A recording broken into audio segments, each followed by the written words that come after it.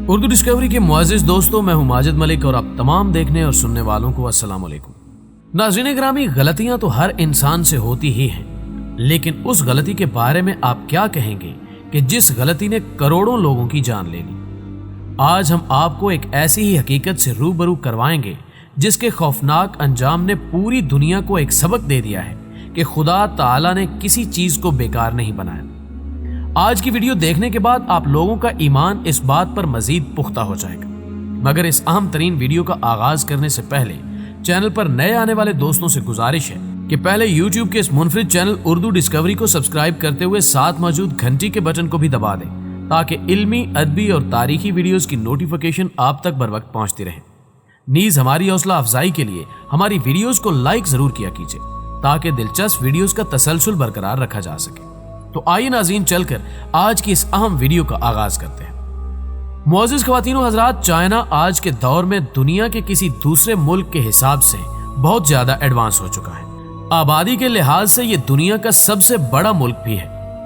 China کو ہر دن نت نئی ایجادات کے لیے پوری دنیا میں بہت زیادہ مقبولیت حاصل ہے۔ اس کے علاوہ چائنا کو مدر لینڈ آف روبوٹس بھی کہا جاتا ہے۔ لیکن کیا آپ لوگ یہ جانتے ہیں کہ اس مقام تک پہنچنے کے لیے چائنا نے کتنی بڑی قربانی دی ہے؟ اس مقام کو حاصل کرنے کے لیے کتنے ہی لوگوں نے اپنی جانیں گنوائی ہیں؟ دوستو، اس واقعے کا آغاز کچھ یوں ہوتا ہے کہ 1958 میں چائنا کے سربراہ ماؤ زی ڈونگ نے یہ فیصلہ کیا کہ چین کو بھی امریکہ اور یورپ کے ممالک جتنا ایڈوانس بنایا جائے گا، کیونکہ اس دور میں یہ دونوں خطے سب سے زیادہ ایڈوانس اور طاقتور تھے۔ اس لیے ماؤ اور ان کے ماننے والوں نے کہا کہ آنے والے 15 سالوں میں چائنا کو اس قابل بنایا جائے کہ وہ امریکہ اور یورپ کو پیچھے چھوڑ دے۔ ماؤ، جنہیں مونتھی نون کے نام سے بھی یاد کیا جاتا ہے، انہیں چین کا انقلابی صدر بھی تسلیم کیا جاتا ہے۔ یہ بھی قانون فطرت ہے کہ غلطیاں سبھی سے ہوتی ہیں، اور ماؤ سے بھی ایک بہت ہی بڑی غلطی ان کے ایک فیصلے کی شکل میں سرزد ہوئی۔ امریکہ اور یورپ سے آگے بڑھنے کی چاہ میں ماؤ نے ایک مہم کا آغاز کیا۔ اس مہم کو دی گریٹ لیپ فارورڈ کا نام دے دیا گیا، جس کا اردو میں ترجمہ کیا جائے تو اس کا مطلب یہ ہوتا ہے کہ آگے کی طرف ایک بہت بڑی چھلانگ۔ لیکن انہیں نہیں پتا تھا کہ یہ مہم چائنا کے لیے تباہ کن ثابت ہوگی۔ اردو ڈسکوری کے معزز دوستوں، در حقیقت ماؤ کا ماننا تھا کہ چین کی تیزی سے بڑھتی ہوئی آبادی ترقی کا راز ہے۔ ان کے مطابق اگر اس بڑھتی ہوئی آبادی کی اچھے طریقے سے نشو و نما کی جائے تو آگے چل کر چائنا کے ترقیاتی کام بہت تیزی سے آگے بڑھیں گے۔ اس لیے انہوں نے چائنا کی زمین پر زیادہ سے زیادہ اناج اگانے کے لیے حکومتی سطح پر بہت سے اقدامات کیے، اور ایک ایسی حیران کن مہم کا آغاز کیا گیا جو آگے چل کر کروڑوں لوگوں کی موت کی وجہ بنی۔ اس مہم کا تعلق 4 جانوروں سے تھا، جن میں مکھی، مچھر، چوہے اور چڑیا شامل تھی۔ ماؤ کا ماننا تھا کہ یہ چاروں ہمارے لیے بہت بڑا خطرہ ہے، اس لیے انہیں مار دینا چاہیے۔ ہمارا ملک ان جانوروں کے بغیر بھی زندہ رہ سکتا ہے، کیونکہ چائنا کے سائنسدانوں نے ایک حساب لگا کر کہا تھا کہ ایک چڑیا پورے سال میں 4 سے 5 کلو تک اناج کھا جاتی ہے اور بہت سے پھلوں کو خراب کرنے کا باعث بھی بنتی ہے۔ اس لیے اگر ان چڑیوں کو مار دیا جائے تو انسانوں کے کھانے کے لیے اناج بہت وافر مقدار میں بچ جایا کرے گا، جسے دوسرے ممالک کو بیچ کر اچھا خاصا منافع کمایا جا سکتا ہے۔ اس لیے ماؤ نے ان معصوم پرندوں کو مارنے کے لیے ایک مہم کا آغاز کیا جس کا نام گریٹ سپیرو ہنٹنگ رکھا گیا۔ لیکن یہ مہم سے زیادہ ان 4 جانوروں کے خلاف جنگ بن چکی تھی، کیونکہ ان معصوم جانوروں کو مارنے کے لیے نہ صرف عام لوگوں کا بلکہ فوج کا سہارا بھی لیا گیا۔ ناظرین گرامی، اس مہم کا سب سے زیادہ شکار معصوم چڑیوں کو بنایا گیا۔ ان کو مارنے کے لیے عام لوگوں کو کچھ طریقے سکھائے گئے اور ان کو کئی گروہوں میں بھی بانٹ دیا گیا تاکہ یہ لوگ زیادہ سے زیادہ چڑیاؤں کو مار سکیں۔ ان چڑیوں کو پکڑنے کے لیے زور زور سے ڈھول بجائے جاتے تاکہ یہ ڈر کے مارے کہیں بیٹھ نہ جائیں۔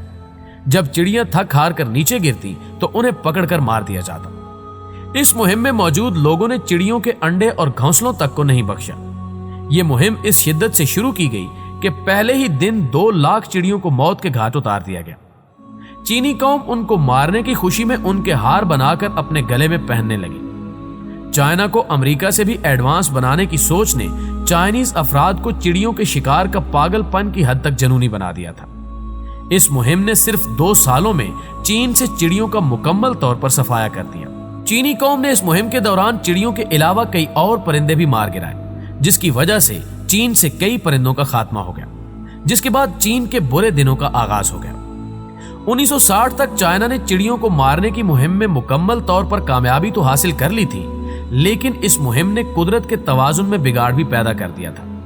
देखा जाए तो चिड़ियां या दूसरे परिंदे अनाज या फिर फल ही नहीं खाते, बल्कि कीड़े मकोड़ों को भी अपना शिकार बनाते हैं, जिसकी वजह से निजाम कुदरत मुतासिर नहीं होता। ये एक साइकिल है जिसकी मदद से इंसान को कई फवायद हासिल होते हैं।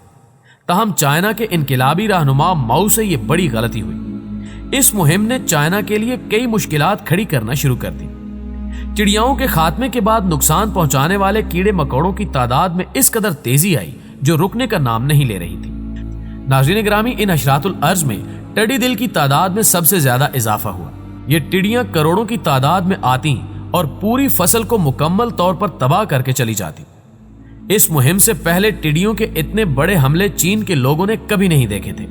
चूंकि जिन चिड़ियों ने उन्हें रोक रखा था, उनके खात्मे के बाद इन्हें काबू में करना नामुमकिन हो चुका था।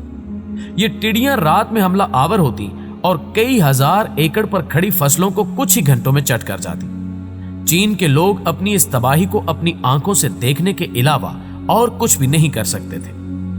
करोड़ों की तादाद में मौजूद इन टिड्डियों को रोकने के लिए कई कोशिशें की गईं, लेकिन कोई भी तरीका कारगर साबित ना हुआ।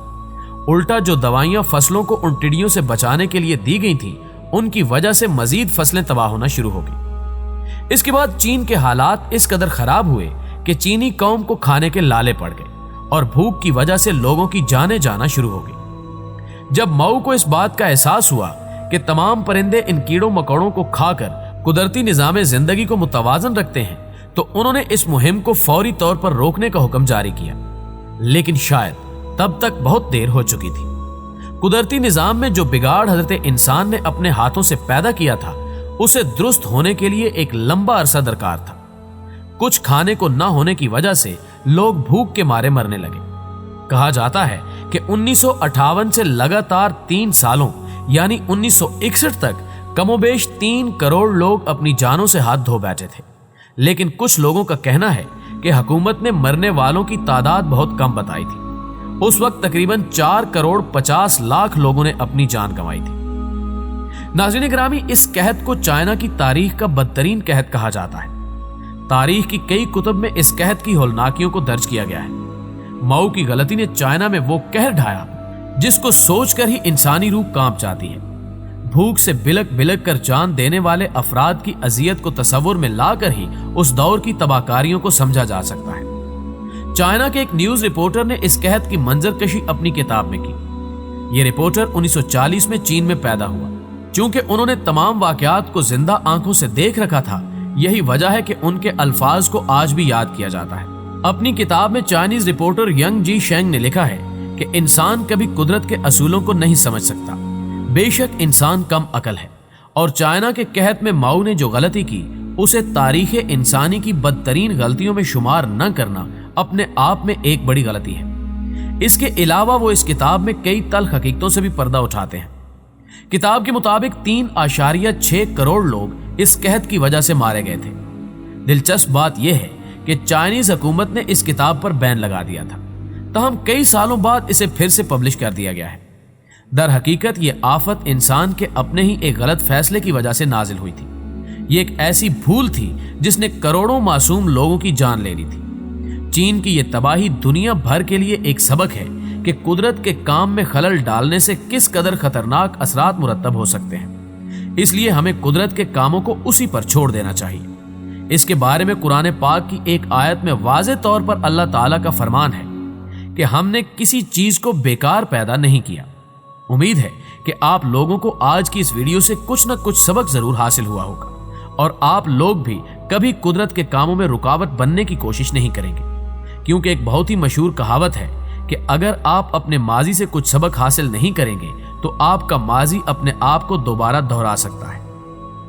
दोस्तों, मुझे पूरी उम्मीद है कि आज की ये वीडियो आपको बेहद पसंद आई होगी। वीडियो पसंद आने की सूरत में इसे लाइक कीजिए, फेसबुक और व्हाट्सएप पर अपने दीगर दोस्तों के साथ शेयर करते हुए हमारी हौसला अफजाई भी कीजिए और कमेंट बॉक्स में हमें अपनी कीमती तजावीज़ से जरूर आगाह रखिएगा। आज की वीडियो में बस इतना ही। अगली वीडियो तक के लिए अल्लाह निगहबान।